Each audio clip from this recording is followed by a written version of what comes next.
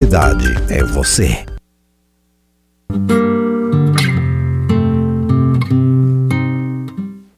Boa noite, sejam todos muito bem-vindos novamente a mais uma realização da Escola do Parlamento de Fortaleza, EPFOR, um órgão da Câmara Municipal da nossa capital alencarina. Eu sou Sávio Mota, hoje é dia 2 de maio de 2023, estamos aqui para mais uma edição do nosso ciclo de palestras online. Lembrando que este evento está sendo gravado, conforme a gente avisa e pede autorização no ato da inscrição. Além disso, eu aproveito para pedir que a participação do público se dê por escrito, no chat, né? Tanto comentando, enviando dúvidas, que a gente, ao final, vai ter esse apanhado para repassar ao professor, né? E quem não tiver inscrito na palestra, pode, mas está presente nesse momento, pode ainda conseguir seu certificado de 2 horas se mandar o nome completo e o e-mail justamente no chat, no mesmo espaço, certo? Então, gente, antes de continuar, eu queria aqui fazer uma menção à Tiziana, nossa coordenadora, que vocês já viram aí participando, né? Nos ajudando aqui. E eu queria muito agradecer, eu não tive essa oportunidade na palestra passada, mas agradecer ao pessoal da comunicação, especialmente da TV Fortaleza, pelo grande apoio que eles nos deram na palestra que houve com 2 professores surdos. Isso foi muito valioso, essa participação dos intérpretes, né? Que estavam com a gente aqui, o Julian e a Rebeca, e eu precisava fazer essa lembrança aqui, especialmente porque rendeu tanto o assunto que a gente não teve a oportunidade de fazer isso no dia, mas aqui está nosso agradecimento, e ao pessoal todo da TV Fortaleza, ao pessoal da comunicação, é um grande parceiro nosso. Então, obrigado, gente, de coração, viu? A Escola do Parlamento agradece. Então, vamos lá, gente, qual é o nosso tema de hoje? Desde a antiguidade, né, a gente sabe que o ser humano é um ser político, um animal político. E, fosse pela escrita ou pela oralidade, o que nos distingue dos demais animais, dos demais seres vivos, está muito em função do pensamento. E ele se expressa de forma escrita ou pela palavra, pelo dom da palavra, que assim seja. Falar, está na origem do ser humano enquanto agente transformador da realidade do mundo. Então, veja, quando a gente fala de parlamento, nós estamos falando do lugar da palavra, ou lugar da fala. É um lugar privilegiado com relação ao que nos define enquanto humanidade. E daí, já dando um salto para a atualidade, nós temos um conceito novo, muito recente, que pouca gente ouviu falar. Um tal de parlamento aberto. Se a gente for lá atrás, a gente vai ver que na Grécia Antiga as coisas se faziam na praça, né? Pois é, hoje nós temos novas praças virtuais, está na crista da onda aí a gente falar sobre isso. E por isso nós temos aqui um convidado muito especial, é um convidado da casa, já é um parceiro da casa de muitas andanças e certamente mais que virão. Professor Cleiton Monte, é uma satisfação, uma alegria estar recebendo você, viu? Sei também de quanto você tem promovido até a Escola do Parlamento, porque se encaixa exatamente no que você vai trazer aqui, os desafios do Parlamento aberto. Professor, a palavra está com você. Muito obrigado pela sua participação. Fique à vontade. Eu que agradeço. Vocês estão conseguindo me ouvir? Perfeitamente. Perfeito. Boa noite, gente. E bom dia, boa tarde para quem assistir essa nossa discussão em outro momento. Primeiro eu quero agradecer o convite do Sávio, da Tiziana, do Secundo. Eu acho que ele não está aqui nesse momento, mas ele que fez essa ponte e me apresentou a proposta e me deu abertura para pensar, né? Então eu quero agradecer primeiro esse convite, reforçar as palavras do Sávio. Eu sou entusiasta da Escola do Parlamento, desde a época que ela estava apenas sendo pensada, né? Eu sou entusiasta, porque eu sei das potencialidades de uma Escola do Parlamento, né? Do que pode ser feito, e eu não tenho dúvida do que vai ser feito, e aí a gente vai entender, espero que a gente entenda um pouco, como a Escola do Parlamento ela é uma ferramenta que pode e deve estar atrelada a essa metodologia do Parlamento aberto. Deve ser um princípio básico que atenta e está presente nas formulações de uma escola do Legislativo. Primeiro, gente, por que o tema? Né? Eu acho que a gente, antes de começar uma discussão, a gente tem que entender por que propor esse tema. Quando o meu amigo Secundo falou comigo, ele disse, qual seria o tema, qual seria a discussão, como é que a gente poderia iniciar? E esse tema, Parlamento Aberto, é um tema que me inquieta muito nos últimos tempos, porque, primeiro, é um tema novo, como o Sábio acabou de destacar, e segundo, tem tudo a ver com a perspectiva de repensar a nossa democracia representativa. Né? O Parlamento Aberto ele vem numa perspectiva de repensar a democracia representativa. Ele surge a partir de quando, historicamente? Quando é que as pessoas começam a falar de Parlamento Aberto no mundo?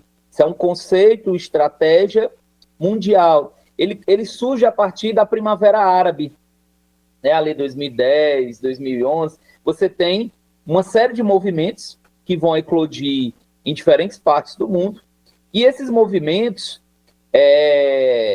eles vão cobrar uma maior conexão, uma maior interligação entre aquilo que o parlamento discute, aquilo que o parlamento vivencia e as demandas reais da sociedade.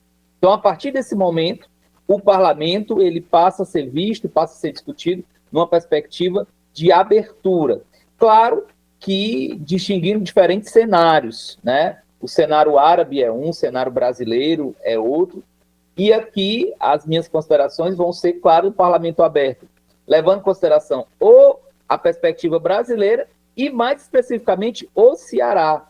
Eu já tratei esse tema em uma palestra na Assembleia Legislativa e eu também acompanho como a gente pode fazer isso na Câmara Municipal de Fortaleza. Como é que a gente pode fazer esse debate de uma forma operacional. O Parlamento Aberto ele não é só uma teoria, não é só um conceito.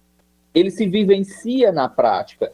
Ele é um conjunto de ferramentas que se vivencia. Sem essa vivência prática, sem essa conexão, sem a participação, você não tem abertura.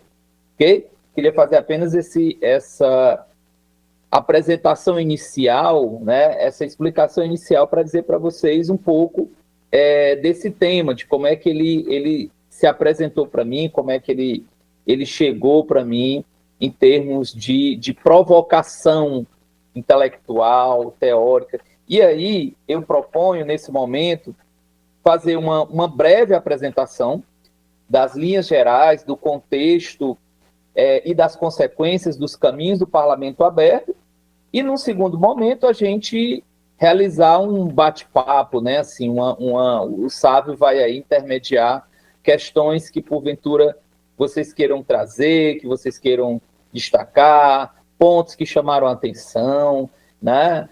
Aquilo que não ficou tão claro, e aí a gente vai, espero que fique mais claro o objetivo dessa minha participação, é que fique mais claro essa ideia do Parlamento Aberto, que ele possa, quando a gente finalizar, quando vocês ouvirem essa discussão, ser mais claro, né? Como o Sábio está dizendo, ele possa ser compreendido de uma forma mais crítica. Aí, Sábio, você vai passando aí para mim, né? Aqui, gente, não sei se vocês estão conseguindo visualizar aí para facilitar um pouquinho aqui a nossa contextualização. Eu acho que depois o Sábio vai passar para vocês um pouco desses trechos, né? Aqui a gente tem uma análise do contexto, né? Do contexto da democracia que a gente vive. Se a gente tivesse aí, é uma questão de lógica, se nós tivéssemos um parlamento, uma representação que funcionasse a partir de uma visão de uma democracia radical, não teria sentido a gente falar de parlamento aberto, né? Essa ideia de parlamento aberto, ela parte do pressuposto de uma série de estudos, né, das mais diferentes áreas, ciência política, administração pública, sociologia, de que nós vivemos uma crise crônica da democracia representativa em todo o mundo, né? Essa crise, ou essas crises, porque são as mais variadas, elas se materializam a partir do aumento de tensões, né, de polarizações, dificuldades do Estado em responder às demandas sociais, que são cada vez maiores, mais complexas, mais variadas, violência política exacerbada, indignação popular generalizada. Esses são fatores que estão presentes nessa crise crônica da democracia representativa, né? E aí, claro, do mesmo jeito que o parlamento aberto, ele parte do pressuposto de que nós vivemos essa crise, ele parte também do pressuposto de que o objetivo do parlamento qual é? Qual o objetivo do legislativo? Histórico, estrutural, filosófico. Qual o objetivo do legislativo? Como é que ele surge? Aliás, gente, só para registrar o contexto aqui da minha fala, hoje, 2 de maio, é o dia do parlamento, né?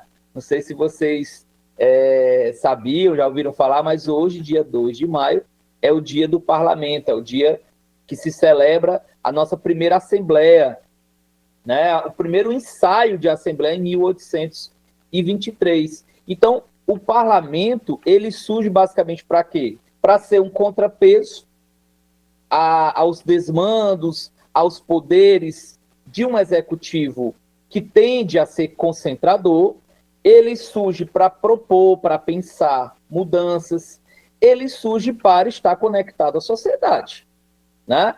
Nos mais diferentes momentos. Ele surge para responder demandas sociais. E a partir do momento que o parlamento ele encontra a democracia, que nem sempre o parlamento é democrático. Nós temos vários tipos, vários modelos de parlamento que fogem à democracia, inclusive no Brasil. Mas a partir do momento que o parlamento ele encontra a democracia, no Brasil de uma forma bem clara, a partir da nossa Constituição de 88, nós temos uma pressão para que o parlamento ele seja, de fato, democrático. E quando eu falo democrático, aí entra as premissas do parlamento aberto, que ele seja participativo, conectado à sociedade, que ele busque uma legitimidade a partir das demandas sociais. Pode passar, sabe? Então, gente, esse cenário de crise, né, é muito presente a partir da última década, que é basicamente esse momento que a gente está vivendo. A gente vive ainda uma crise da democracia. Ele veio junto com o quê? Que contexto é esse? A democratização da internet. O que significa a democratização da internet? Significa uma nova temporalidade da política. O que é a temporalidade da política?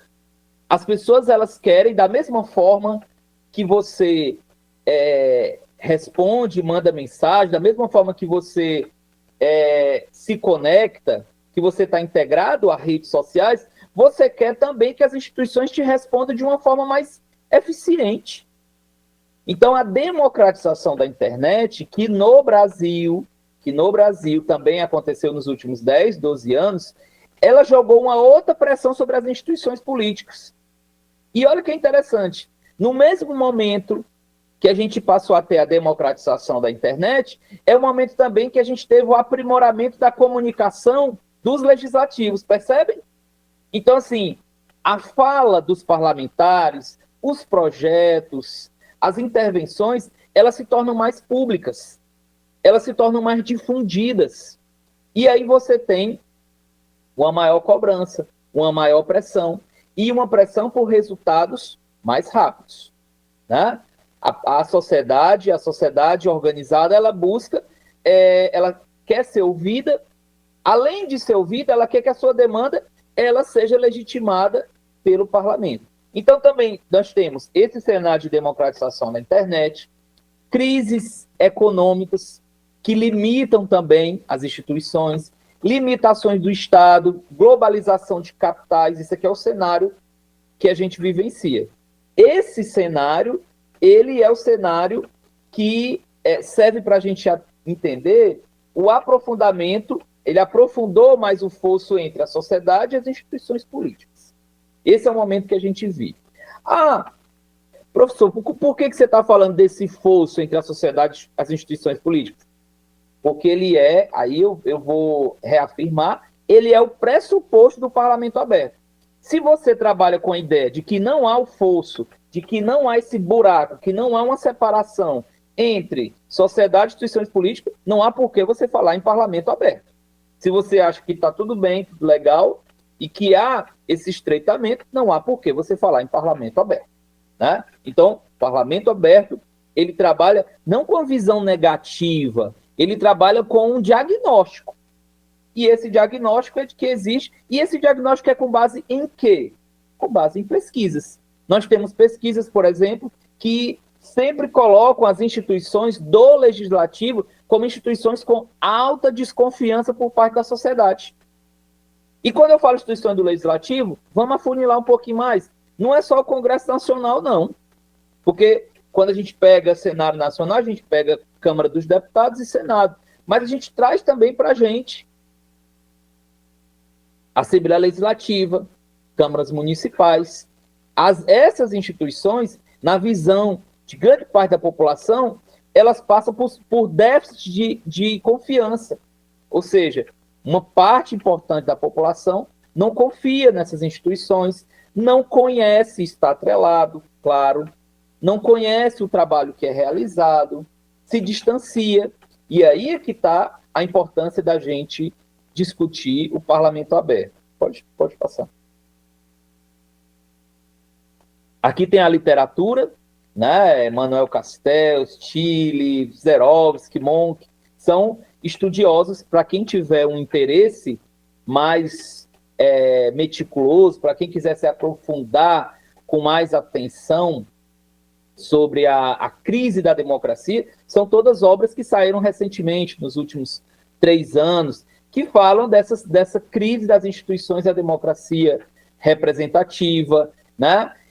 E falam especificamente da capacidade que o legislativo foi perdendo em dialogar com a agenda do século XXI. Olha aí. Outra premissa básica do parlamento aberto. Nós temos uma agenda do século XXI? Temos. Vou falar já sobre essa agenda do século XXI. Parlamento aberto, ele tem que pensar temas do século XXI. Aí, nesse ponto, eu quero destacar uma ideia fundamental aqui dessas palestras. Eu acompanhei algumas que estão sendo realizadas na Escola do Parlamento. Vocês estão realizando esse diálogo com a agenda do século XXI. É esse diálogo com a agenda do século XXI que tem que ser feito. A Escola do Parlamento é essencial, né? Porque ela pode fazer essa ponte, Sávio, Tiziana, ela pode fazer essa ponte com as universidades, ela pode fazer essas ponte com os movimentos, ela pode fazer essa ponte do legislativo com quem está produzindo, com quem está pensando, cria uma pluralidade muito interessante, né? Então, um ponto básico da Escola do Parlamento, que depois a gente vai discutir com mais atenção, é o diálogo com a agenda do século XXI, que é o que os autores que eu mencionei aí, eles destacam. Pode passar, sabe? E aí, gente, também, para não dizer que eu estou sendo muito duro e cruel, essa crise ela não se restringe ao legislativo, né? Essa crise, quando eu falo de crise da democracia representativa, nós estamos falando também de crise dos partidos. Crise dos partidos. Né? Que sentido? Cadê a renovação dos nossos partidos? Né? Em que a gente fala muito sobre a presença feminina, o protagonismo feminino. Quantos partidos são liderados por mulheres, por exemplo? Quantos partidos se apropriam de uma agenda de gênero? Então, assim, há que se também falar dessa crise dos partidos, do judiciário, do sistema eleitoral, né? Mas aí, por questão de tempo, de enfoque, né? A gente vai restringir aqui sobre o parlamento como instituição que deve se abrir à agenda do século XXI e repensar os seus canais. Pode passar. Eu estou vendo aqui algumas questões que estão colocando. Depois você vai sintetizando isso e vai passando, né, sabe? Isso, perfeito. A gente costuma fazer a leitura ao final. Se tiver muita participação, a gente faz a síntese, senão a gente consegue até ler, dependendo de como é o comentário, né? Fica à vontade. Então, gente, estamos diante do descompasso do parlamento frente às demandas sociais. Pode passar.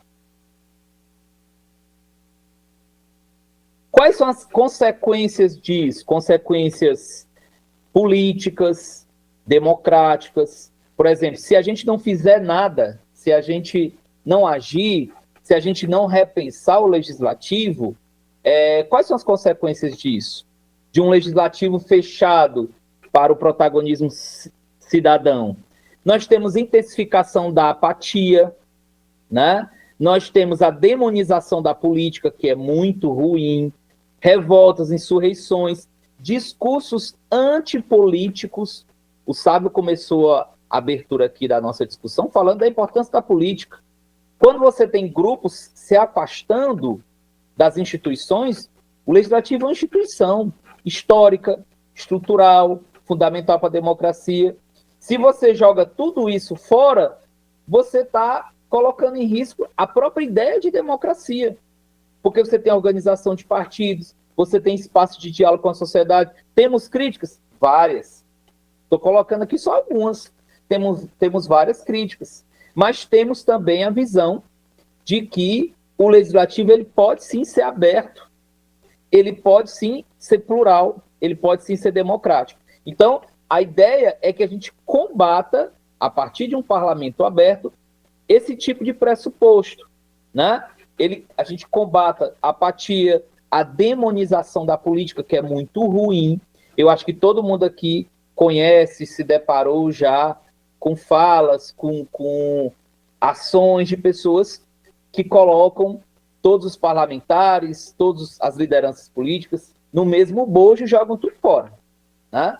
Então, assim, quando você combate esse tipo de discurso da demonização da política, você abre espaço para o diálogo. E o diálogo, gente, é um pressuposto fundamental do parlamento aberto, né? Que parece que está faltando muito nos últimos anos no Brasil, o diálogo. E o que é o diálogo? Eu estou pegando aqui as referências do Sábio, está falando da antiguidade, né? O que é a ideia do diálogo? O diálogo é a possibilidade de eu conseguir debater com quem pensa diferente de mim. Olha aí, né? Eu posso fazer isso em alguma política pública? Eu posso fazer isso no combate à fome, por exemplo, né? Que passou a ser uma política vitrine de vários governos, de várias instituições. Eu posso fazer isso na discussão de combate à fome. Eu posso fazer isso em política de segurança pública, na própria educação, né? Um pressuposto básico do parlamento aberto é o diálogo. E o diálogo com quem pensa diferente, com quem tem vertentes diferentes. Mas esse diálogo ele só pode acontecer se eu considerar legítima a fala do outro, né? Isso também não é fácil. Isso também vem passando por um curto-circuito do Brasil, né? Existem essas dificuldades de você ter esse entrosamento, né? Então, ele é fundamental para que a gente possa levar o parlamento, que a gente possa buscar uma imagem do parlamento que seja distante dessa engrenagem do atraso. Hoje você vê um parlamento sendo pensado em muitos grupos como uma engrenagem do atraso. A gente não pode conviver com esse tipo de discurso, a gente tem que encontrar ferramentas para driblá-lo, para enfrentá-lo, justamente para que a gente possa estabelecer o parlamento aberto. Pode passar. E aí, com esse contexto de democratização da internet, que eu já coloquei, surgimento de ferramentas que você tem disponível para o cidadão ferramentas mais ativas, mais criativas, mais eficazes. Aí, esse terreno, ele dá abertura para a emergência do Conselho de Estratégia do Parlamento Aberto. Porque, voltando ao que eu disse anteriormente, quando surge o Parlamento Aberto? Vocês lembram que eu falei da Primavera Árabe? Primavera Árabe, depois você chega no Brasil com as revoltas de junho, pressão sobre os legislativos. E essa pressão começou como? Com as pessoas se mobilizando a partir das redes sociais, inicialmente pelo Facebook, né? Depois por outras redes. Então as pessoas começam a se mobilizar por essas redes, a partir dessas redes sociais, claro, que com suas demandas reais, sociais, urgentes, as mais diversas, e aí essa pressão ela chega até o legislativo e, claro, você começa a estruturar respostas, e aí entra o Parlamento Aberto. Pode passar. O que vem a ser o Parlamento Aberto? Como estratégia, como premissa, né, para as ações do Legislativo. E quando eu falo para as ações do Legislativo, é o quê, gente?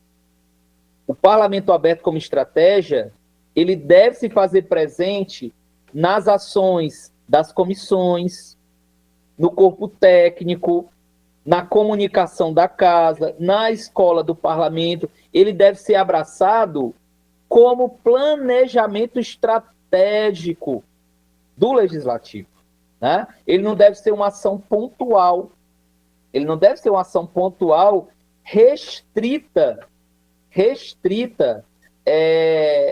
a uma gestão, restrita a uma vontade específica da mesa diretora. Ele deve se fazer presente. Ele deve se fazer presente e ele deve deixar claro essa sua perspectiva, né? De estabelecer uma interação entre os cidadãos e o parlamento que assegure o quê? Transparência, olha aí. Olha como os princípios do Parlamento Aberto, eles são utilizados justamente para que a gente possa combater aqueles males que atacam a democracia, né? A demonização, a apatia, o discurso antipolítico. Olha onde ele incide. Transparência e o acesso à informação pública, que é um desafio praticamente para todos os legislativos. Transparência e o acesso à informação pública, prestação de contas, a accountability, né? E a participação do cidadão no trabalho do legislativo. Participação do cidadão no trabalho do legislativo. Não é apenas chamar o cidadão para compor uma audiência pública, né? Sendo bem direto, bem específico. Agora, partindo para a parte operacional. A gente tem a participação do cidadão, a gente vai fazer uma audiência pública, vamos chamar o público. Não. É você encontrar mecanismos junto aos movimentos sociais, associações, coletivos, para que esse cidadão ele possa também pautar o legislativo. Veja que eu estou centrando aqui no legislativo, não estou entrando na perspectiva do executivo. Estou centrando o legislativo. Em alguns momentos, isso exige, claro, alterações regimentais, mas mais do que alterações regimentais, gente, são alterações de ordem cultural mesmo. Porque muita gente fala assim, mas a população brasileira, ela não tem a cultura da participação. Acho que todo mundo já ouviu isso, né? Ela não tem a cultura da participação, ela não se envolve, ela não participa. Mas assim, que tipo de cultura de participação aquela pessoa teve? Que tipo de instituição que ela passou ao longo da vida que incentivou essa participação? Muitas vezes você não teve isso na escola, você não teve isso na universidade. Muito raro no emprego, no seu trabalho.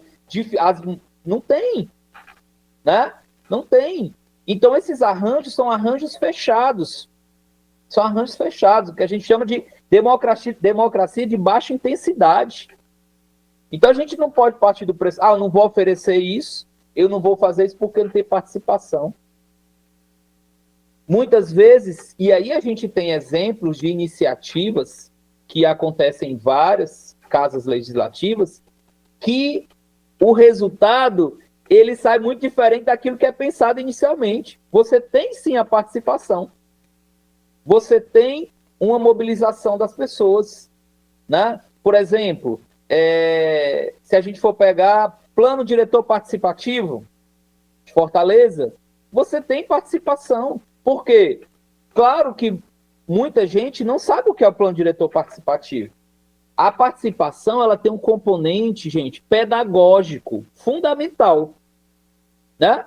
Não adianta você chamar as pessoas, vamos debater o plano diretor participativo da cidade de Fortaleza, mas o que é isso? Por isso que a participação, ela tem os componentes do parlamento aberto, eles têm na comunicação um elemento fundamental. Como é que você apresenta isso? Que tipo de atrativo você está trazendo? Com quem que você está dialogando? Você está aberto a quem? Existem algumas peças, alguns modelos de comunicação do legislativo, que eu fico vendo assim, quem é o perfil? Ele está dialogando com quem? Eu não sou jornalista, estou colocando aqui provocações para a gente pensar. Ele está dialogando com quem? Com que tipo de público? Né?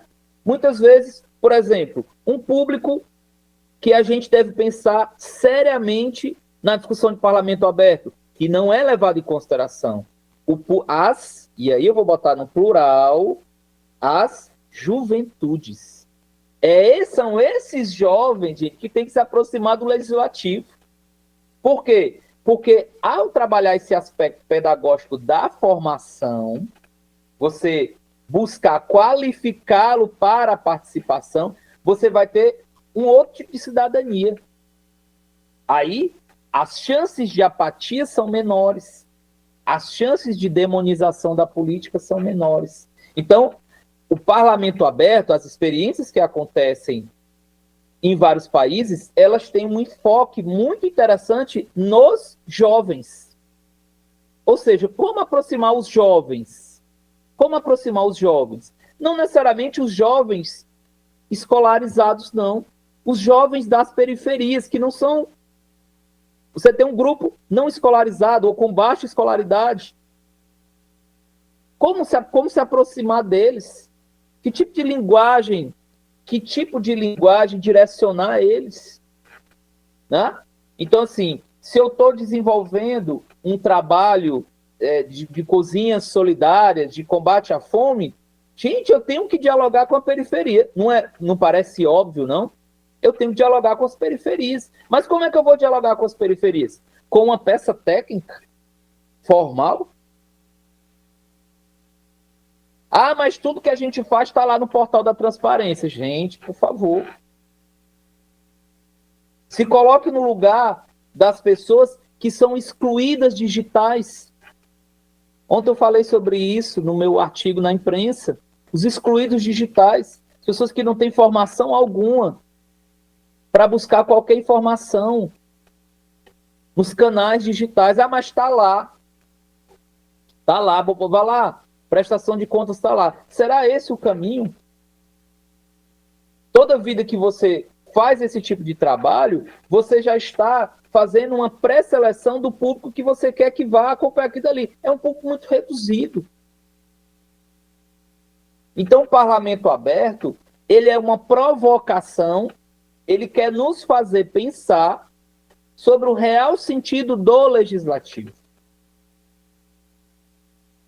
O legislativo, ele não se volta para grupos reduzidos. Ah, nós estamos aqui dialogando com aqueles que têm com a opinião pública, com ensino superior. Não funciona assim. Ou se assim funciona, se assim ocorre, você não tem abertura, você não tem um acesso à informação, você não tem os canais de prestação de contas funcionando. Você não tem controle social. Como é que você vai ter controle social? Né? Por isso que o parlamento aberto, na sua concepção mais radical, ele é revolucionário, não é, gente? Ele é revolucionário. Por que ele é revolucionário?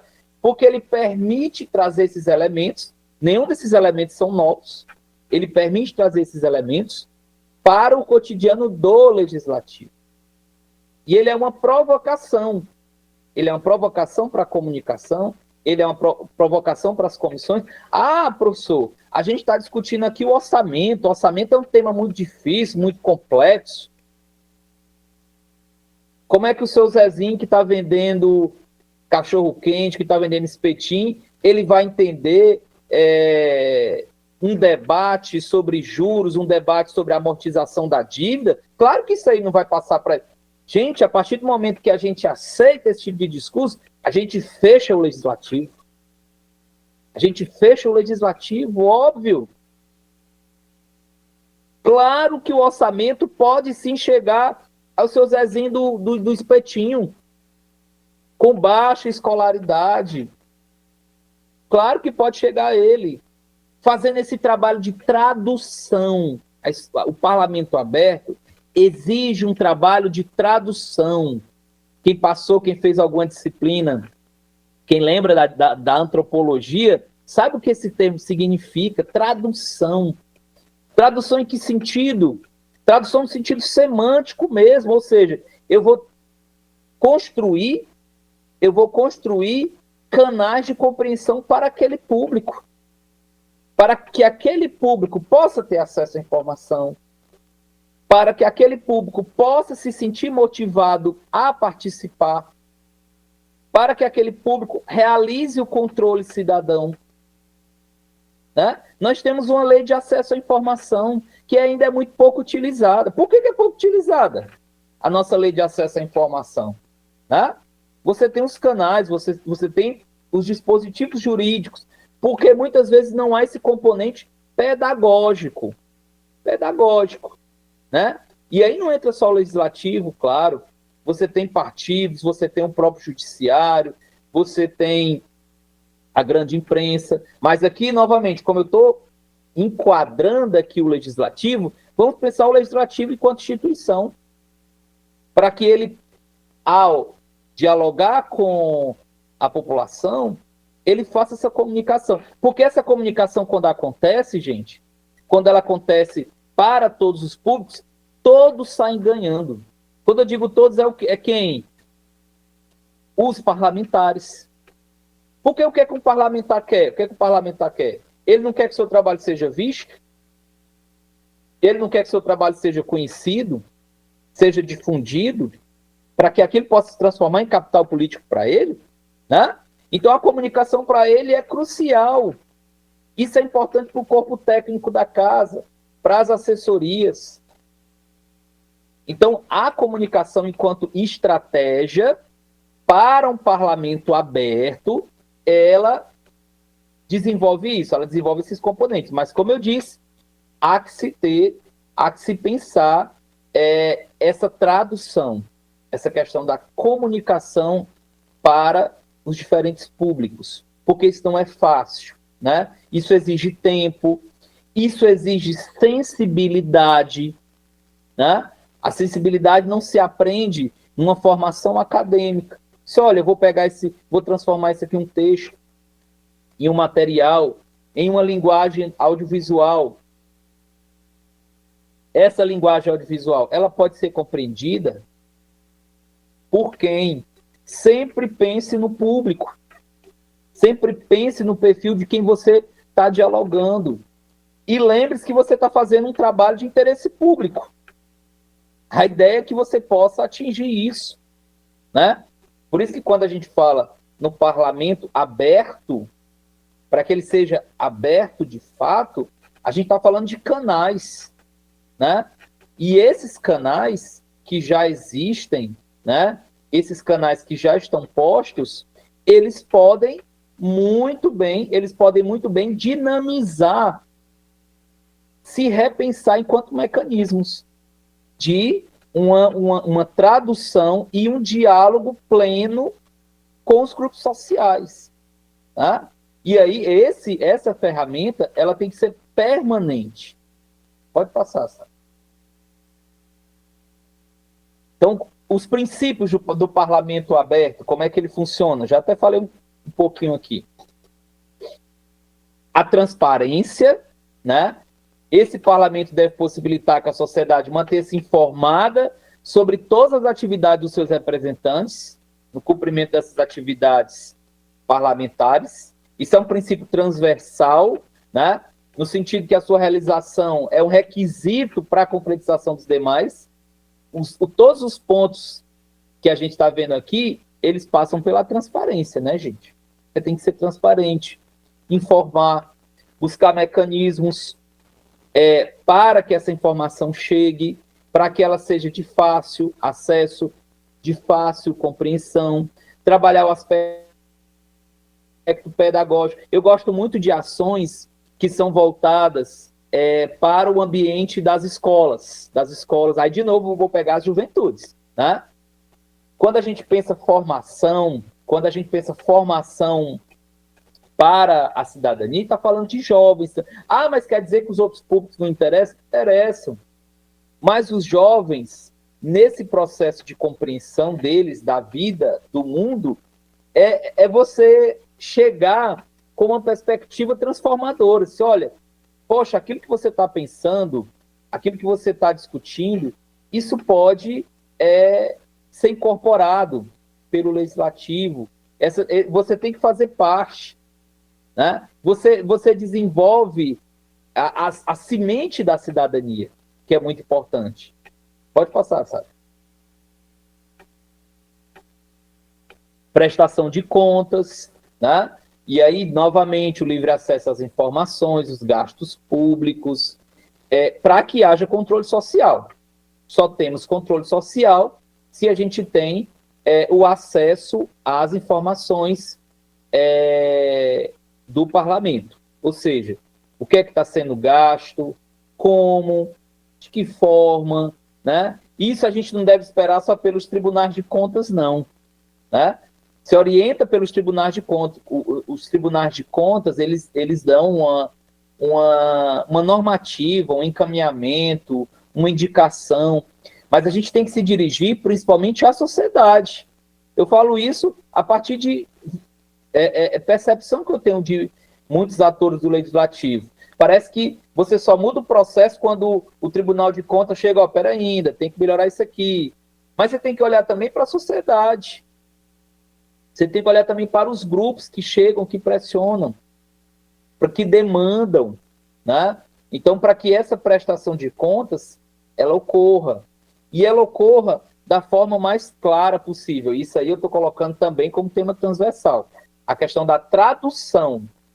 Vou fazer prestação de contas. Tem muitas prestações de contas no legislativo, gente, que é com a linguagem contábil, da contabilidade pública. É maravilhoso para quem compreende a contabilidade pública, né? Quando você compreende a contabilidade pública, é fantástico. Agora, para quem não compreende a contabilidade pública, você tem um emaranhado de números que não chegam a lugar algum e não dizem nada para aquele que está se dirigindo, para aquele que está buscando essa prestação de contas, para aquele que quer entender, por exemplo, qual foi o orçamento aprovado, ele quer compreender qual foi o direcionamento que foi dado à área da saúde, de uma forma mais segmentada, né? Então, essa perspectiva ela tem que estar presente. E o legislativo, ele pode também, claro, você tem as prerrogativas do legislativo e as prerrogativas do executivo, mas ele pode também, em determinados casos, pressionar ou indicar ou trazer uma perspectiva de que o executivo também seja transparente, que ele também possa prestar suas contas de uma forma mais clara, mais aberta, né? Isso também tem que acontecer, porque isso também é uma premissa do legislativo. Vocês estão vendo como o parlamento aberto não inventou nada? Ele basicamente resgata princípios, porque um ponto básico histórico do legislativo não é a fiscalização. Essa fiscalização, ela bate nessa perspectiva da prestação de contas, da transparência. Então, o legislativo ele pode, de uma forma muito responsável, né? Não é perseguindo o prefeito, o governador, não é fazendo esse trabalho de politicagem, muitas vezes, que acontece, é de uma forma muito responsável. Olha, vamos melhorar a prestação de contas de uma determinada secretaria ou de uma determinada regional, né? Vamos melhorar a prestação de contas sobre uma determinada taxa, de um determinado imposto. Isso amplia, isso traz ganhos democráticos à gestão, né? Por quê? Porque aquele gestor ele vai conseguir dar uma resposta mais eficiente para a sociedade. E ele vai dizer, olha, está aqui, a gente está fazendo, mas a gente está explicando, encaminhando para onde vai esse recurso. Da mesma forma que o legislativo tem que fazer. Você não pode cobrar do outro aquilo que você não faz, né?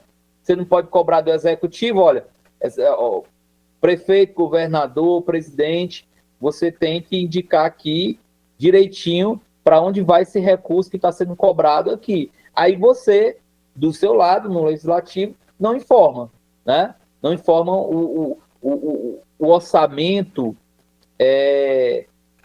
detalhado do que está sendo produzido. Então, isso aí é algo que tem que se formar. Por isso que eu estou colocando que é uma cultura, né, gente? Aí, gente, outro princípio do parlamento aberto é a participação cidadã, né? O parlamento deve possibilitar que os cidadãos participem efetivamente. Não é somente de uma forma festiva, protocolar. O que é uma participação efetiva? Isso é um debate interessante. O que é uma participação efetiva? Né? Como eu disse anteriormente, participação efetiva não é somente você organizar uma audiência e você convidar determinadas lideranças. Eu sei que a gente vive dentro de uma perspectiva de democracia representativa e que a participação ampliada, ela tem limites, ela tem restrições, por mais que ela seja facilitada pelos canais virtuais, ela tem determinados limites. Mas aí nós temos experiências em algumas câmaras municipais, em algumas assembleias legislativas, no Congresso Nacional, mais destacadamente no Senado, nós temos experiências de um maior protagonismo cidadão. Né?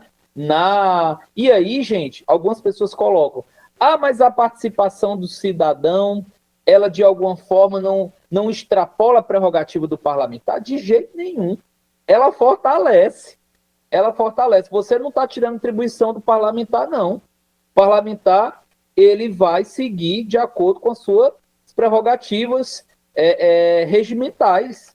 O que a participação cidadã do parlamento aberto ela traz é que a população, que a sociedade, ela possa ser um elemento participante desse processo, que ela possa se introduzir nesse processo, que ela possa ser consultada, que ela possa debater determinados pontos, que ela possa estar na programação. Isso é muito importante. Isso fortalece a lei, isso fortalece uma política pública, isso fortalece o legislativo, isso afasta aquela visão do legislativo que eu falei anteriormente, que é muito captada nas pesquisas de opinião, de demonização da política, de apatia, né? Isso afasta. Isso dá trabalho? Óbvio. Isso dá trabalho? Óbvio. É muito mais fácil você aprovar um orçamento, você aprovar uma medida com grupos fechados. É muito mais rápido, né? E é muito complicado, gente. E aí também eu tenho que deixar claro os desafios, por isso que o título aqui da minha fala são os desafios, porque ele está nessa perspectiva. É óbvio que a gente está falando aqui, a gente está se opondo aqui a uma cultura que vem sendo estabelecida, né? Então, essa cultura de muitas vezes afastar a cidadania ou se entregar à burocracia parlamentar, ela desconhece, ela se fecha ao mecanismo de avaliação do cidadão. O mecanismo de avaliação do cidadão. Ele é importantíssimo. Não existe parlamento aberto sem participação cidadã. Mas eu estou lá a conseguir a transparência. Por isso que a estratégia A estratégia de parlamento aberto, gente, ela exige uma avaliação permanente. Eu vou montar aqui meu projeto de parlamento aberto na Câmara Municipal de Fortaleza. Eu estou falando sempre da Câmara Municipal de Fortaleza, que a gente está numa atividade da escola, né? Vou montar aqui o meu projeto na Câmara Municipal de Fortaleza, aí acabou. Não, acabou no final do ano. Não, ela é permanente e ela exige uma avaliação. Você desenvolve um determinado projeto, por exemplo, aí tem baixa participação. Por que tem baixa participação? O que aconteceu? O que a gente pode melhorar? Qual foi a linguagem que foi utilizada? Quais foram os canais que foram acionados? Né? Quais foram os públicos que foram mobilizados? Quais foram os mecanismos de mobilização que a gente utilizou? Então, o parlamento aberto, ele exige, ele preconiza essa avaliação permanente dos processos. Senão, ele também não existe. Né? Então, estou debatendo o orçamento, tenho que avaliar. Eu faço uma reunião para discutir o orçamento, seminários temáticos, por exemplo, para discutir o orçamento de uma perspectiva da saúde, da educação, da diversidade. Aí você tem uma baixa participação. Como assim? Por quê? Por que tem uma baixa participação? O que aconteceu? Porque a partir dessa avaliação permanente, a gente passa a refletir sobre esses mecanismos de tradução, a gente passa a compreender os caminhos, a gente passa a se orientar pedagogicamente. Olha, vamos melhorar nisso, vamos desenvolver outra perspectiva, vamos tentar um outro caminho. Né? Como eu disse, não é fácil, mas os ganhos, eles são fantásticos. Você tem um ganho de legitimidade para o legislativo. E esse ganho de legitimidade, gente, de força social, ele gera ele proporciona à instituição como um todo um reconhecimento social que é, assim, inestimável, indescritível. Ou seja, a sociedade reconhece o legislativo como parceiro, como aliado, como instituição que realmente seja do povo. Para que eu possa realmente trabalhar, olha, a instituição do povo, é uma casa do povo. Mas que povo? Quem é o povo que frequenta a instituição? Quem é o povo que aciona? Quem é o povo que assiste a programação da TV? Quem é o povo que participa das atividades da escola? Que povo é esse? Né? Tem até um jurista que escreveu o livro. Que povo, né? Que é o povo? Então, assim, é justamente essa qualificação. Para que povo eu estou me dirigindo? O que é que ele está buscando? Que desafios eu estou desenvolvendo? Né? Então, isso ficou muito claro, gente, sabe em que momento? Isso ficou muito claro durante a pandemia. Ficou muito claro durante a pandemia. Né? As pessoas, todo mundo, naquele cenário de incerteza, de medo, né? de insegurança pessoal, de relações sociais suspensas, as pessoas buscavam nas instituições do legislativo, e aí o legislativo teve que se atualizar, porque as atividades passaram a ser virtuais, várias atividades, porque senão estava tudo parado, né?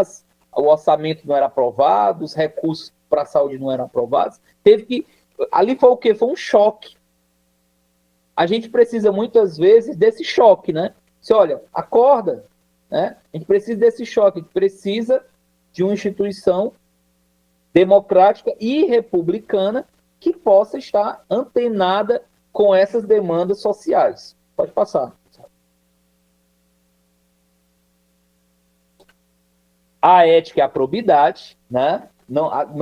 Transparência, prestação de contas, participação cidadã, só tem sentido porque fortalecem a ética e a probidade, como do trabalho legislativo, fortalece os processos democráticos, a credibilidade, a confiança dos cidadãos no parlamento. Gente, quando você tem confiança dos cidadãos no parlamento, você tem democracias mais fortes. Quando você tem a desconfiança do cidadão no parlamento, você tem democracias mais frágeis. E o que acontece quando você tem democracias mais frágeis? Você tem processos de apatia, você tem processo de desgaste institucional e por aí vai. Pode passar. E aí, gente, a metodologia do parlamento aberto, ela é fundamental para quê? Aí pega a questão da agenda do século XXI, que eu falei anteriormente. Ela é fundamental para pensar a agenda do século XXI. Mas que agenda do século XXI é essa, né? De onde a gente está tirando essa agenda do século XXI? Não sei se vocês estão conseguindo ler aí. Vou ler aqui. Essa agenda do século XXI, gente, são temas que são temas palpitantes, são temas que a sociedade exige debate, exige respostas, exige compreensão, e são temas prementes, são temas que o parlamento tem que estar interligado, mas interligado dentro de uma perspectiva, aí novamente, do parlamento aberto. Então nós temos o quê? As novas configurações das juventudes, compreender que juventudes nós temos em Fortaleza em 2023. Que grupos são esses? Como é que se organizam? Como é que dialogam? Que tipo de temporalidade? Que tipo de narrativas utilizam? Essas novas configurações das juventudes, né? Por exemplo, os jovens, as juventudes, estão entre os grupos mais distantes do parlamento. Estão entre os grupos mais distantes do legislativo. Esse é um desafio importante. Então, as novas configurações dos jovens, das juventudes, as alternativas econômicas, ou seja, eu quero falar de empreendedorismo, eu quero falar de cooperativismo, eu quero regulamentar, eu quero pensar os novos arranjos produtivos, as novas relações de trabalho. Ontem foi o Dia do Trabalhador. Que novas relações de trabalho são essas? Como é que o legislativo pode discutir isso? Homens e mulheres que não se percebem como trabalhadores, que se percebem como parceiros de plataformas. Que relações são essas?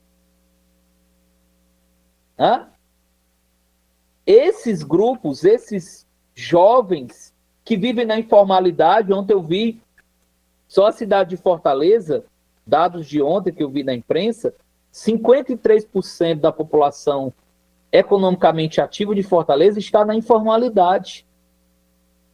Quais são os anseios, quais são as demandas desse grupo que está na informalidade? Porque o legislativo, ele tem uma representação muito inflada dos grupos corporativos, notadamente servidores públicos. Você tem uma representação muito forte.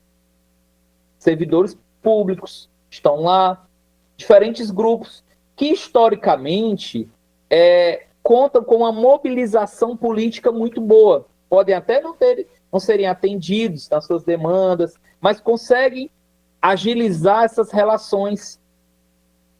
O que não acontece muitas vezes com um trabalhador informal, o que não acontece com um professor temporário, por exemplo.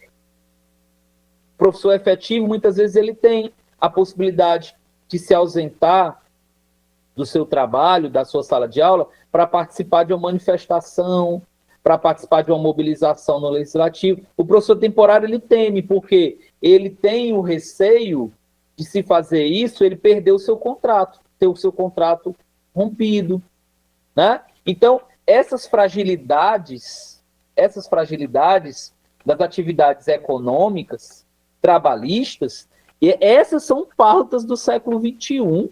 São pautas do século XXI. Ou seja, como é que o legislativo pensa?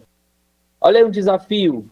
O mundo todo está debatendo os impactos da inteligência artificial nas relações de trabalho. Qual é a discussão que acontece nesse momento na nossa Câmara Municipal, por exemplo? Eu não sei. Pode ser que tenha. Qual o debate está acontecendo nesse momento? Nós não somos uma ilha, né? Isso chega até nós. Qual o debate está acontecendo no estado do Ceará? O impacto da inteligência artificial. Vocês já viram aquele chat GPT, o que é capaz de fazer, né? Em termos de produção, claro. Mas tem a criação humana, a inteligência, a sensibilidade. Mas eu estou falando de praticamente de um impacto devastador nas relações de trabalho, gente. É essa agenda do século XXI, né? É essa agenda que você tem que estar conectado e fazer isso diretamente com a população. Então, alternativas econômicas, a pauta das periferias. Qual é a pauta das periferias? As pessoas têm uma visão muito estigmatizada, por exemplo, das diferentes vertentes da pobreza, da perspectiva de pobreza. O que pensar, por exemplo, de produção cultural nas periferias? Como dialogar com a produção cultural das periferias?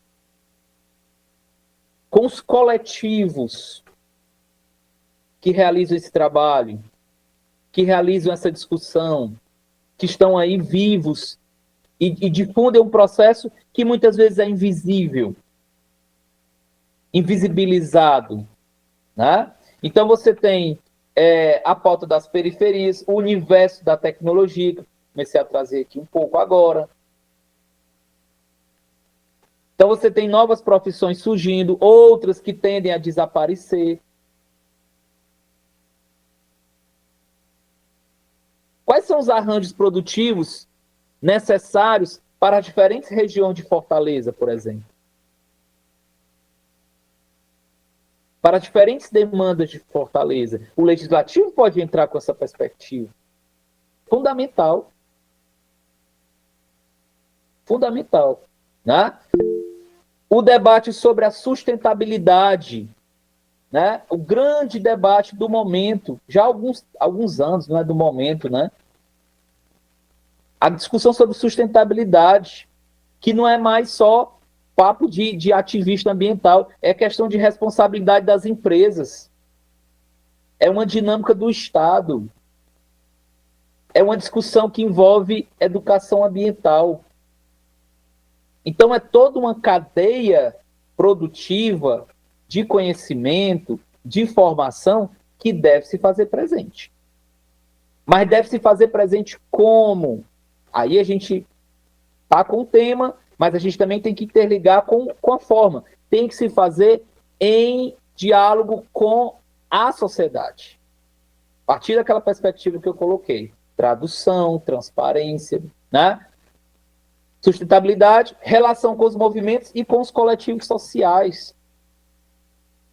Então, aqui é só um recorte de agendas, de elementos dessa agenda do século XXI. Que aí você aproxima o legislativo, aí você tem uma pauta mais que possa fazer sentido para aqueles grupos,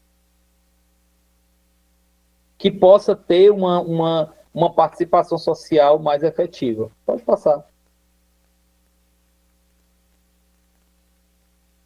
E aqui, novamente, não se trata de saber, de investigar se o legislativo aborda essas questões, mas as conexões que são feitas, as teias, né, nas mais variadas teias e organizações. Por isso que quando a gente fala em parlamento aberto, a gente não pode ter essa dimensão do parlamento aberto somente numa perspectiva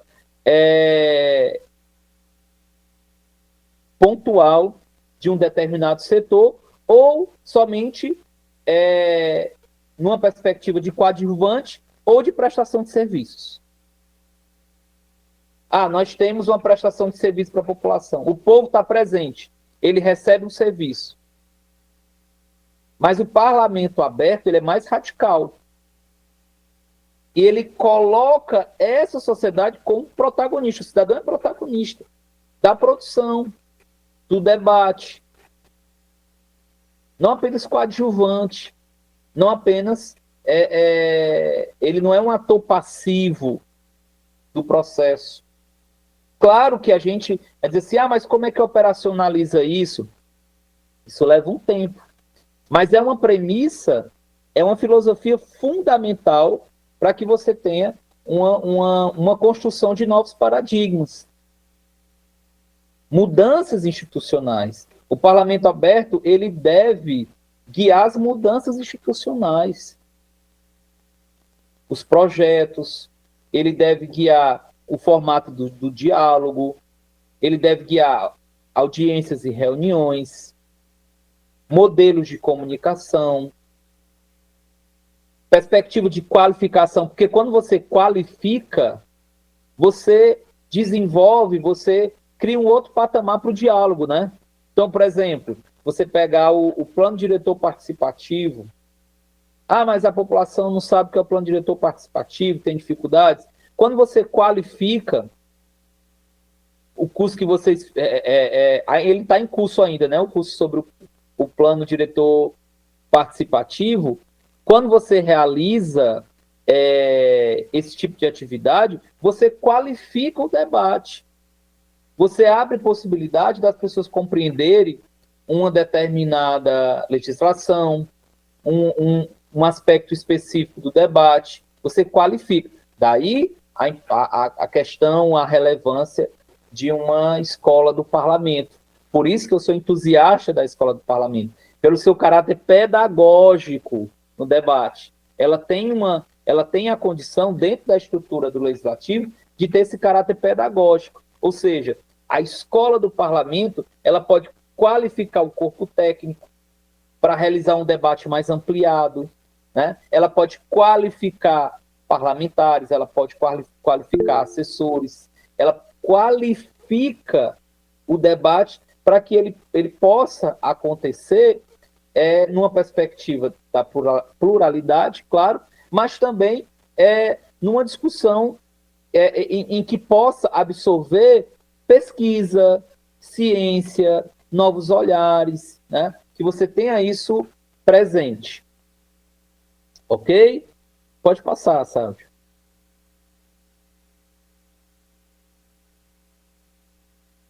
E aí, gente, realmente, como qualquer outra ferramenta, modelo, estratégia, para que ela seja efetiva e permanente, ou seja, para que ela não seja só um discurso, a luta é que o parlamento aberto ele não seja só um discurso, que ele não seja demagogia, né? Que ele não seja simplesmente palavras soltas. Por isso que ele tem que estar no desenvolvimento institucional da mesa diretora até a operacionalização, lá na ponta, né? Todo o processo de construção do parlamento aberto, ele deve ser abraçado por toda a estrutura. Ele deve ser abraçado por toda a estrutura do legislativo, né? Então ele tem que reverberar. E aí, novamente, a escola do parlamento, e eu espero que o Ticiano, o Sávio, possam, acredito que já compreenderam a potência da escola do parlamento, possam ampliar esses debates, possam desenvolver essas qualificações, né? Nas minhas inserções na comunicação da Câmara, sempre que eu participo, eu tenho um quadro na TV Câmara Fortaleza, eu falo bastante da escola do parlamento, eu divulgo as atividades, porque esse meu entusiasmo ele não é sem fundamento, ele existe porque ele está conectado a essa ideia do parlamento aberto, né? Assim, que ele possa ir além, porque a gente qualifica servidores técnicos para que possa ir além, né? Para que a escola do parlamento ela possa ir além do universo do parlamento, que ela possa trazer cidadãos, que ela possa trazer o professor da escola do município, para que ela possa trazer o empreendedor, para que possa trazer a dona de casa. Hoje a gente tem ferramentas para isso. É o momento que a gente está vivenciando agora. Essa troca que a gente tem. Ok? Passou?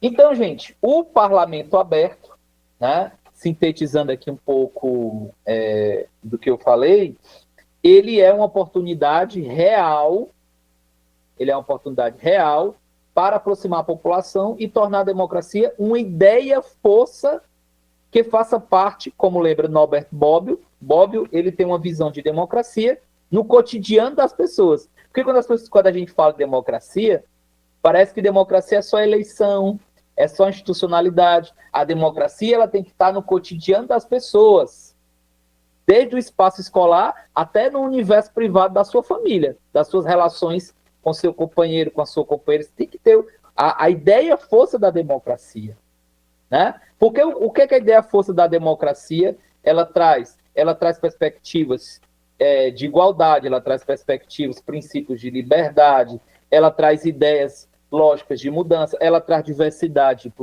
pluralidade. Quando a democracia ela não toca nesses pontos, aí sim há falhas que a gente tem que pensar sobre. Então, o desafio do parlamento aberto é o desafio de ativar, de desenvolver a democracia contemporânea, a partir de questões bem concretas, né? A partir de mudanças de comportamento, mudanças de linguagem, mudanças de estrutura, alterações no fluxo de processos, alterações na cultura organizacional, que leva tempo. Isso a gente pode fazer, como eu frisei, a partir das comissões, da comunicação, da atuação parlamentar, da escola do parlamento. Esses mecanismos, esses canais, eles podem ser muito mais abertos. Eu sei que há um esforço, né, para que esses canais eles possam dialogar mais, para que eles possam ter essa proximidade, para que eles possam refletir as demandas reais da sociedade. Mas esse esforço, ele tem que ser permanente. Ele só faz sentido se ele for permanente, ele só faz sentido se ele for abraçado pela estrutura institucional, se ele se constituir numa cultura organizacional. E como é que faz isso? Faz isso a partir do momento que você vai alterando esses processos, você vai mudando a sua visão sobre a instituição, né? Você vai mudando a sua visão sobre a instituição.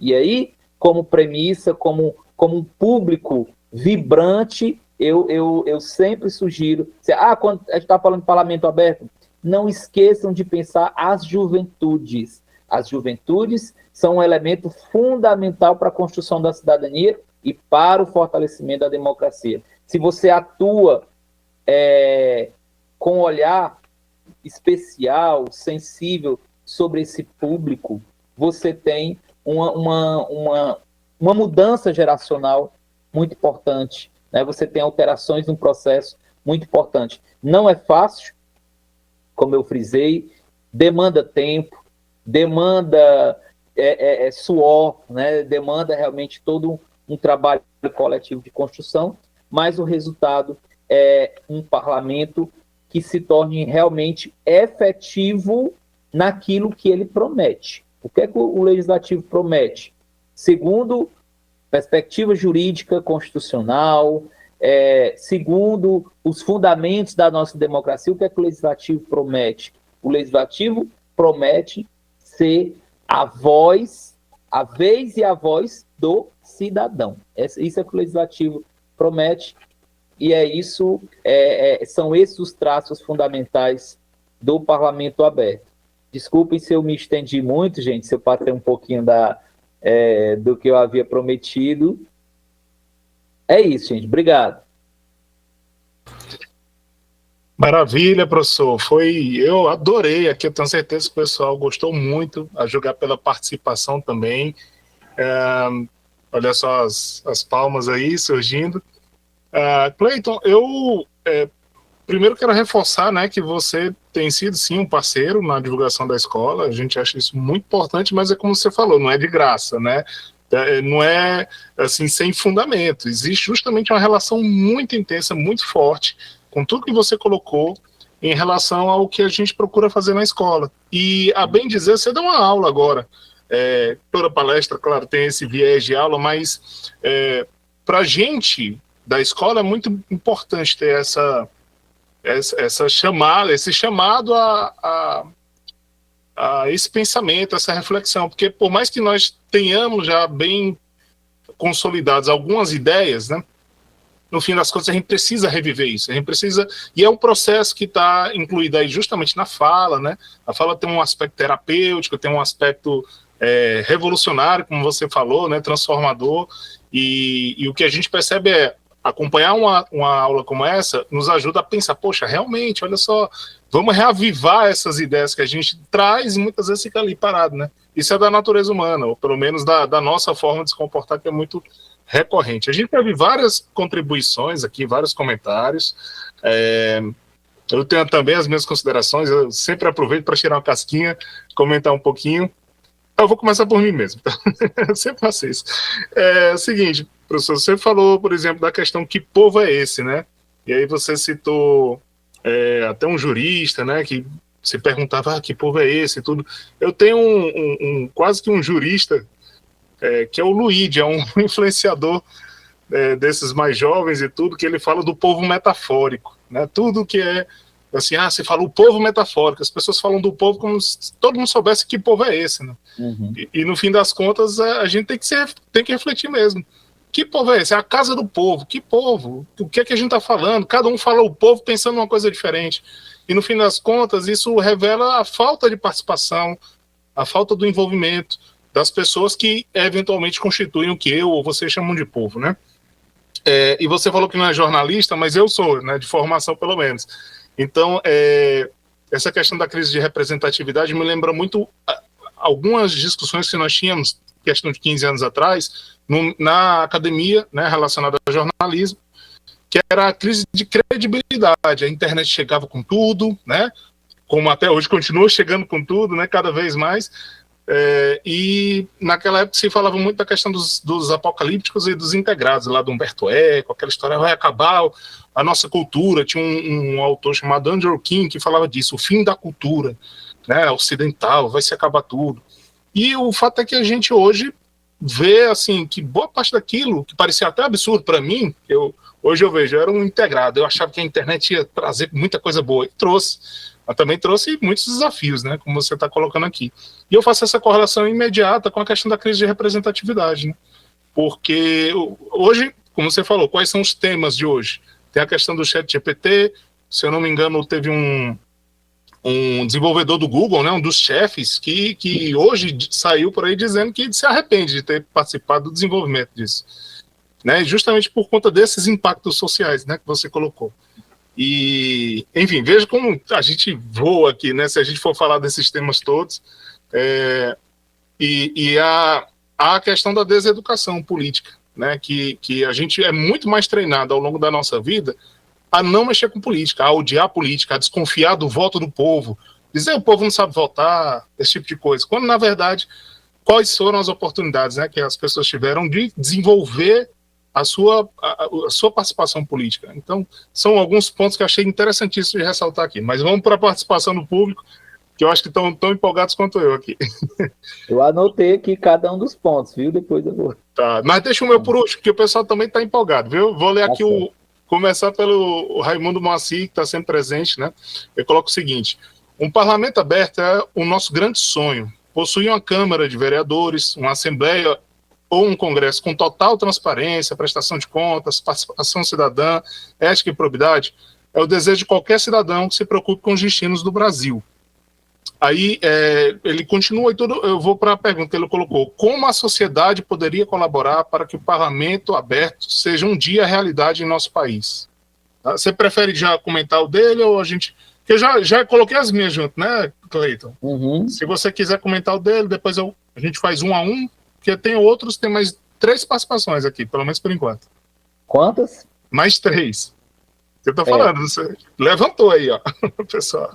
Tem mais gente, né? Tem mais gente. Pode ser, a de vocês dois, né? Posso pegar um pouquinho. Vou emendar do Moacir com a sua. Fica à vontade. Né? Para ficar uma... Isso é verdade, sabe, Sávio? A gente vive uma crise de representatividade, por isso que eu comecei a minha fala falando dessa ideia de crise, E quando eu falo de crise, eu falo de uma questão bem concreta, de um grupo muito substancial da população não se sentir representado pelos seus representantes, sendo bem objetivo, digamos assim. E não se sentem representados por quê? Porque não veem suas pautas debatidas, acham o processo muito burocrático, acham o processo muito lento, não concordam com representações, não conseguem se aproximar dos partidos, e por aí vai. Então, essa crise, ela é real, né? Ela é ruim, e ela não tem como a gente falar da democracia no século XXI se a gente compreender essa perspectiva. E aí, outro elemento que você falou, que tem muito a ver com a intervenção do Moacir, é a deseducação política, né? Nós não temos esse princípio de formação, de qualificação. E aí é um outro debate, aí é uma outra palestra, aí é uma outra discussão que a gente realiza. Eu lembro que há mais ou menos 2 anos eu realizei um curso juntamente com outros professores para professores da rede do Estado. Debate político, era a ideia de fazer um debate político, discutir política com os professores da rede do Estado, né? Professores da rede pública do Estado. E era uma coisa que estava muito comum na fala deles, dos professores da rede estadual, tanto em Fortaleza quanto no interior. Disse, olha, mas os jovens eles não querem fazer essa discussão, né? É uma coisa que eles fogem, não tem muito, não tem adesão, alguns não querem esse embate, essa polarização. Então, assim, mas isso não vem de agora, né? Isso tem isso tem raízes. Isso tem raízes na nossa própria história, marcada por práticas autoritárias, centralizadoras, antidemocráticas, né? De rompimentos institucionais. Nós não construímos uma sinergia política que favorecesse a participação, as atividades. Basta a gente pegar, por exemplo, as pessoas constroem ainda uma relação entre participação em movimento estudantil como ato de não estudar, por exemplo. Olha, aquele que vai para o movimento estudantil é aquele que não quer saber de estudar, é aquele que não quer se integrar, como se não pudesse haver essa convivência, né? Aquele que é vândalo, aquele que gosta de badé. A gente associa a imagem daquele que tem uma maior preocupação, maior engajamento político, como algo relacionado à desordem, como algo relacionado a rompimentos, com algo relacionado à violência, muitas vezes. E isso afasta muitos grupos, né? Isso tem uma perspectiva ideológica, mas aí eu vou colocar aqui a minha perspectiva como educador, porque quando você é professor e você desiste da perspectiva da formação, você não é mais professor, né? Você não tem mais sentido enquanto alguém que busca intervir socialmente. Então, ainda há uma perspectiva, a gente tem que trabalhar com um imaginário de que essa deseducação ela possa se transformar em uma educação, que ela possa se transformar em uma formação crítica cidadã, que ela possa se transformar numa perspectiva de construção mesmo pedagógica, democrática. Por isso que eu falei bastante do papel das juventudes. E quando eu falei o papel das juventudes, eu ressaltei esse componente. Olha, os jovens, quando a gente trabalha os jovens, a gente está pensando nessa educação política, nessa educação pública, que tem que ser transversal, né? Ou seja, deve estar presente nesses debates. E aí, tocando na fala do Moacir, a sociedade ela pode colaborar, Moacir, nessa perspectiva do parlamento aberto, se fazendo presente, né? se colocando, fazendo uso de instrumentos como a Lei de Acesso à Informação Pública, pressionando por mudanças, pressionando parlamentares, pressionando o próprio legislativo. E aí você tem que ter um movimento de reciprocidade, né? Porque se o cidadão for lá e cobrar respostas, e for muitas vezes, e não tiver resultado, o que a gente vai ter? A desistência, né? A gente vai ter um rompimento, a gente vai ter um apagamento daquela chama. Então, por isso que você tem que ter a participação da sociedade interligada com a lógica da educação. Bacana, muito bom. Professor, vou passar logo aqui para os comentários da Letícia Peixoto e Leila Pires, tá? A Letícia coloca: como não confundir algumas ações do Executivo com as ações do Legislativo, uma vez que no Brasil, historicamente, tem o Executivo como base, né? Como as políticas públicas podem ser desenvolvidas no Legislativo para além do campo legal. Eu acredito que ela esteja falando aqui justamente dessa participação, né? Não ficar só no técnico, não é isso? Ok. O que acontece? Eu frisei aqui, foquei no papel do legislativo. Qual é a tendência, qual é a marca do Brasil em termos de relação executivo-legislativo?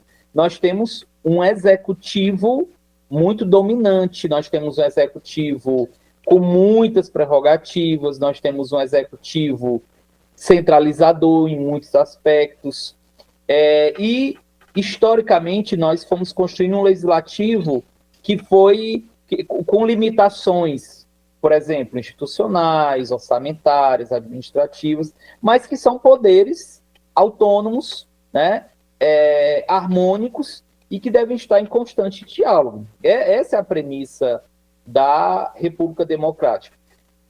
Não podemos confundir, e aí, por que o nome é parlamento aberto? Porque o sentido...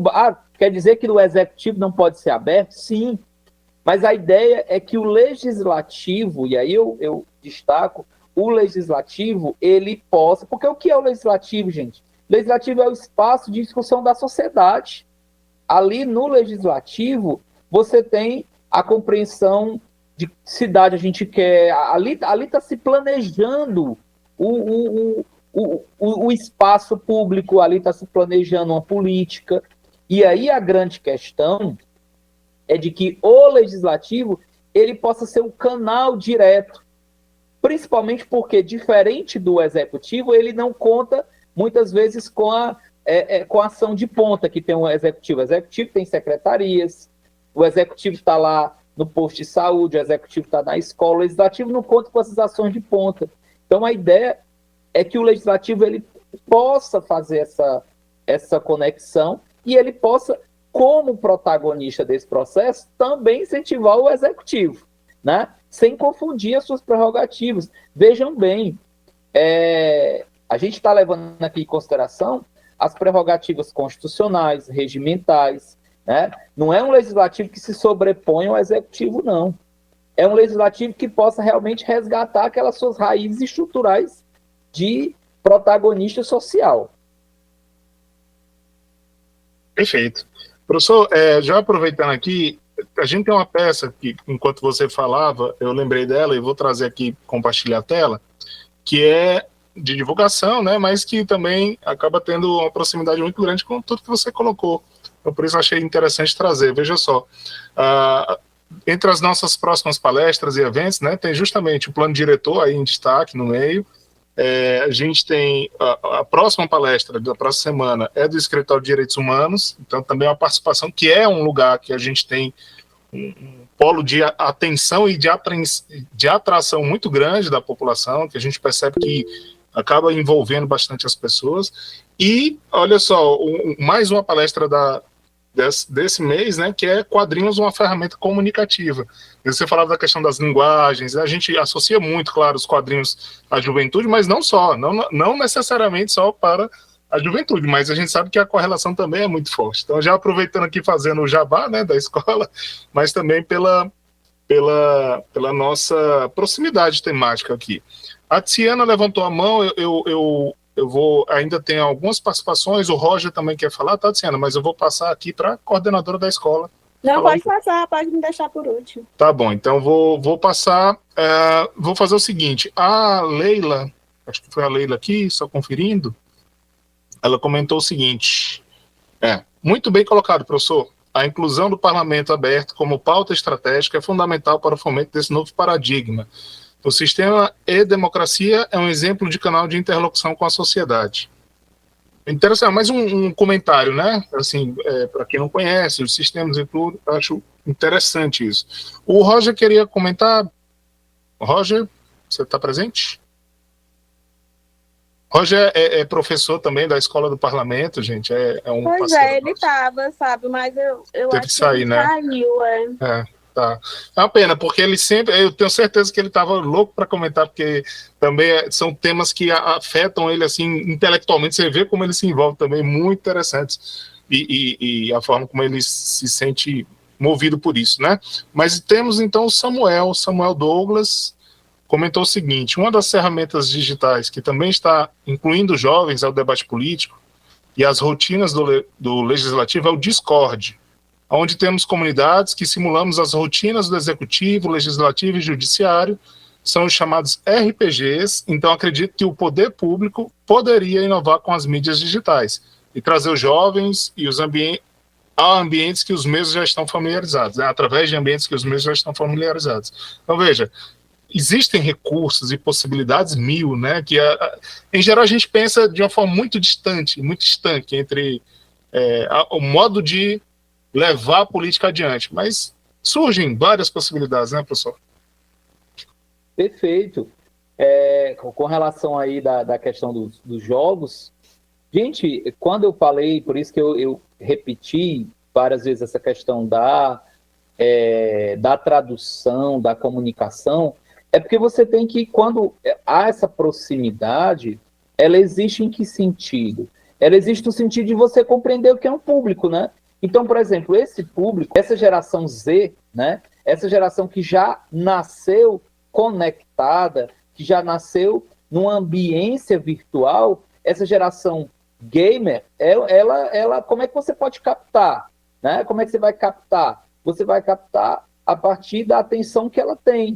Então, como é que você faz esse processo de tradução? Olha, vou pegar aqui uma conexão com um dos cursos que você falou agora, dos direitos humanos, né? Vou falar sobre direitos humanos para esses jovens, mas de uma forma que não seja tão formal, que não seja tão protocolar, que não seja tão cansativa, porque, gente, é uma outra percepção. A nossa dificuldade, muitas vezes, por isso que o parlamento aberto, ele exige uma descentralização de imaginários. É você sair um pouco daquela sua visão de formação para o outro. Olha, a forma com que um jovem hoje se comunica, se informa, é totalmente diferente da minha geração, da geração do Sábio, da Tiziana, por aí vai. Se você não tiver essa busca, você não transforma, você não constrói essa perspectiva do parlamento aberto. Qual é o universo dele ou dela? Qual o universo do dono, da dona de casa? Qual é o universo dos professores? Qual é o universo do comerciante lá do centro de Fortaleza? Qual é o universo dessas pessoas? Né? É quase que uma busca sociológica, mas ela é fundamental. Por que ela é fundamental? Porque ela exige essa construção de pontes. Você chegar até essa pessoa, assim, olha, eu posso utilizar essas ferramentas, porque é isso que você falou, sabe?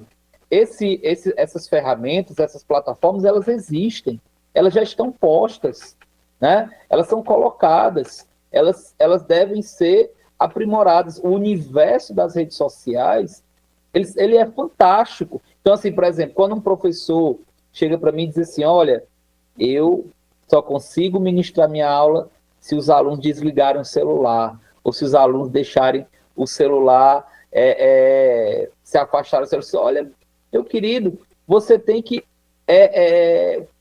você não tem como desconectar essa diferença entre online e offline, ela já está dada para essa geração, ela é uma simbiose, ela é uma mistura. Então, assim, poxa, por que não pensar em formatos de aula em que eu possa criar modelos em que aquele jovem ele possa participar a partir do seu smartphone, que é o que acontece no mundo, gente, né? Então, assim, isso pode também ser utilizado como ferramenta do legislativo, né? Para que ele possa utilizar essas ferramentas. Aí a gente falou um pouco sobre inteligência artificial, a gente pode utilizar esses mecanismos também de uma forma que possam acentuar mecanismos de proximidade, que possam criar um terreno para participação. Agora, isso você tem que ter construção, né? E tem que estar aberto ao outro.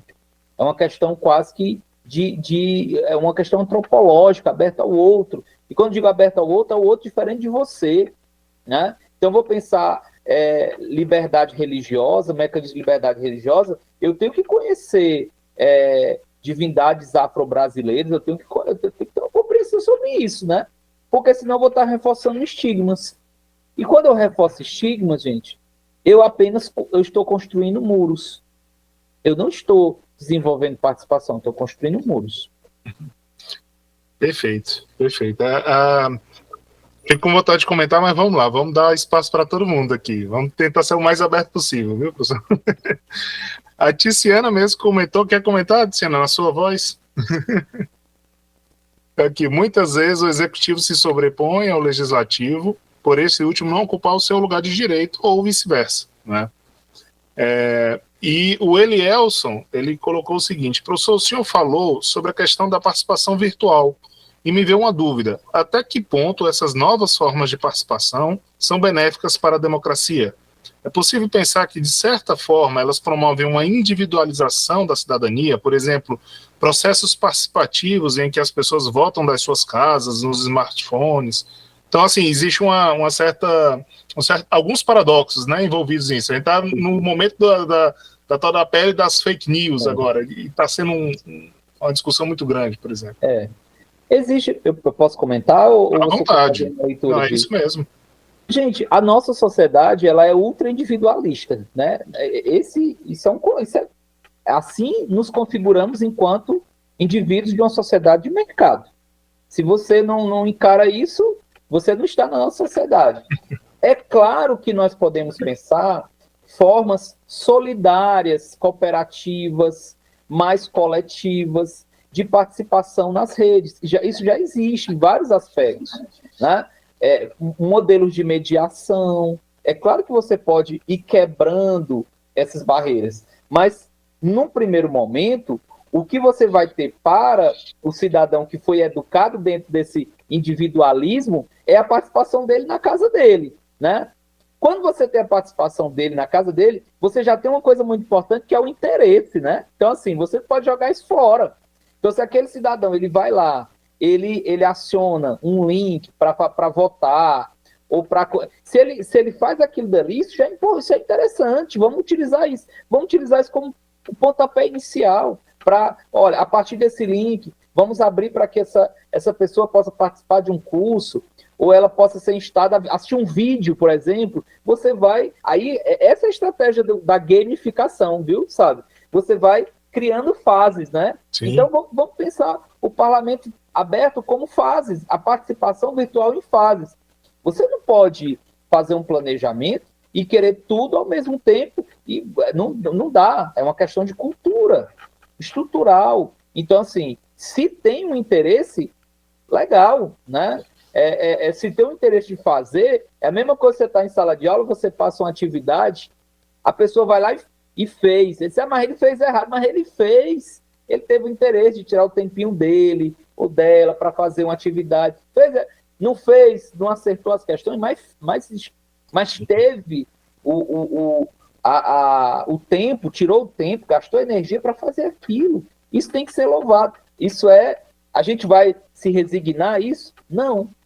Nós vamos, a partir disso, buscar outras formas, experimentar outras formas de participação.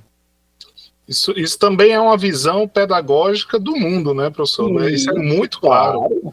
Não é à toa também que surgiu de movimentos estudantis lá com a Primavera Árabe e tudo, está tudo interligado nesse sentido. Claro que, por exemplo, você vai pegar as redes sociais, tem muito ódio, tem muito fake news, tem muita superficialidade, todos nós sabemos disso. Né? É esse o cenário. Mas a gente pode sim, e aí entra o legislativo de novo. O legislativo ele é importante nessa construção de novas realidades. Porque, gente, o legislativo, ele surge, se a gente for voltar no tempo, pegar uma construção histórica ocidental do legislativo, o legislativo ele se impõe como instituição para pensar novas realidades, para construir novos momentos. Né? Se o legislativo ele abre mão desse seu papel de pensar uma nova realidade, ele morreu, né? Ele se desconstruiu. É basicamente isso mesmo. Gente, se tiver mais alguma contribuição que eu deixei escapar, estou vendo que foi bem movimentado, isso me agrada muito, fico muito feliz. A gente está chegando perto, né, do nosso horário de encerramento, mas sempre vai ter alguma coisa, viu, professor, para a gente comentar aqui. Eu vejo, por exemplo, que tem alguns grupos, né, que procuram fazer justamente a questão da educação cidadã, né? Eu não quero aqui citar, até participo de um, na verdade, né? Mas não é uma empresa, não é um movimento de renovação política, não é partidário, não é nada disso, mas é uma busca da educação cidadã, justamente dessa compreensão que a gente precisa justamente dessa formação. Isso é feito especialmente nas escolas públicas. Eu acho isso fundamental, a gente ter esse tipo de ação, de iniciativa, né? Mas se você quiser tecer suas considerações finais, professor, para a gente encerrar na hora, apesar de ter muito tema, muita vontade, mas deixa eu também só lhe agradecer, viu, professor? Sim. Foi muito feliz o tema hoje, assim, me deixou muito feliz realmente. Agradecer ao senhor, agradecer ao Secunda aí, um amigo da graduação aí das Ciências Sociais, que me ajudou nesse primeiro momento, assim, que assumi a escola, nessa primeira formatação de palestras, visando realmente essa aproximação com a sociedade, né? Então, eu pedi socorro a ele e ele prontamente aí me ajudou a fazer esse primeiro ciclo de palestras aí desse semestre, né? E depois o Sávio entrou aí, está conduzindo aí brilhantemente, meu obrigado também aí ao Sávio, né? E assim, lhe dizer que a palestra de hoje me deixou com taquicardia, mas isso é coisa boa. Porque ela estimula, ela causa reflexão, ela tira a gente da zona de conforto um pouco, né? E trouxe muitas reflexões, né? É muito claro para a gente que a escola é um instrumento para a gente seguir a premissa do parlamento aberto. Isso aí é muito claro. O como fazer, que é um processo construtivo, desafiador, né? Que já começamos, mas atingindo ainda um público restrito, a gente sabe, e aí a gente fica muitas vezes nessa ansiedade de tentar atingir mais gente, tentar alcançar mais gente, né? Para que esse processo realmente do parlamento aberto se torne algo mais perto. Né? É um sonho a ser seguido, acho que é uma premissa realmente que a gente deve seguir, mas deve ser construída, eu acho, também em bases muito sólidas, né? Para não ser também só uma chuva de verão, né? Assim, naquela ânsia, às vezes, que a gente tem de fazer, e acabar fazendo algo, assim, com um imediatismo, né? Então, assim, agradeço demais, já lhe convido aí para ser nosso parceiro, certo? Estamos aqui prontos e abertos a todos também que quiserem contribuir nesse processo de formação da escola. Muito obrigada. Tiziana, só complementando aqui duas coisinhas. Primeiro, que você tem toda a propriedade do mundo para falar de executivo e legislativo, né? Está no legislativo hoje, esteve no executivo por um tempo, então ela sabe do que está falando quando ela fez o comentário. Um segundo ponto é que O que era, meu Deus? Agora eu esqueci. Mas, professor, fica à vontade, faça suas considerações finais e fica um abraço e a felicidade mesmo pela parceria, que eu sei que a gente já começou a conversar algumas coisas e muita coisa vai vir. Lembrei. O pessoal que está aqui presentemente, como nas outras palestras, podem ter certeza, vocês também fazem parte dessa construção, né? A gente tem aqui palestras, por enquanto, com poucas pessoas, que a gente tem justamente o que o professor Cleiton colocou, né? A gente está iniciando esse trabalho, esse processo. A escola é do ano passado, mas esse ano a gente está com atividades mais presentes, e a ideia é essa, é crescer. Então, não vou fazer aqui um complemento muito maior, porque a Tiziana certamente teria muito mais condições de falar do que eu, mas só pontuando, vocês fazem parte desse processo. A ideia do Parlamento Aberto passa pela escola e a escola passa por vocês, tá? Então, muito obrigado, professor. Fica à vontade. Bem, eu quero agradecer o espaço, a oportunidade de falar sobre esse tema que me entusiasma e que é objeto de estudo e de discussão. Fico muito feliz com o trabalho de vocês na escola, acompanho, né, assim, vejo que há, pelos temas escolhidos, são temas, todos eles ligados à questão do parlamento aberto, né? Assim, a gente pode ver que são pautas atuais, são pautas conectadas com questões complexas, e não há qualquer medo de colocar essa questão, o debate tem que ser assim mesmo.